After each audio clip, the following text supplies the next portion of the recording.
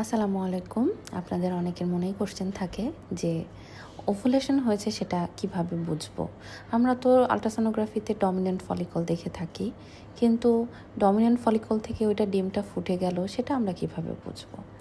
এটা দেখার জন্য আজকের আল্ট্রাসোনোগ্রাফিটি, এখানে একটি রোগের টিভিএস আল্ট্রাসোনোগ্রাফি আমি করছি এবং তার এটি বাম ওভারি। বাম ওভারিতে দেখুন দুইটা হ্যাজি এরিয়া দেখা যাচ্ছে, ইরেগুলার, ভিতরে অনেক ইকোজেনেসিটি আছে। ডমিন্যান্ট ফলিকল যেরকম ক্লিয়ার থাকে সেরকম না, কিন্তু আসলে ওভুলেশনের পরে এই ডমিন্যান্ট ফলিকলটি কর্পাস লুটিয়াম ফর্মেশন করে। এটি হচ্ছে সেই কর্পাস লুটিয়াম। এটি ইন্ডিকেট করে যে তার কিন্তু এই ওভারিতে ওভুলেশন হয়েছে। দুইটি ডমিন্যান্ট ফলিকলে কিন্তু তার ওভুলেশন হয়েছে বাম ওভারিতে, এবং তার ডান এখানে এভিডেন্স হিসাবে দেখুন আমরা কালডেসেকে কিছুটা কালেকশনও দেখতে পাচ্ছি। এটা ওভুলেশনের কারণেই হয়েছে তার। আর এটা হচ্ছে ইউটেরাস, তার এন্ডোমেট্রিয়ামটি ভালো আছে, ইউটেরাস অনেক হেলদি আছে আলহামদুলিল্লাহ। খুব ভালো একটি পিকচার যেটি আমি আজকে আপনাদের সাথে শেয়ার করলাম।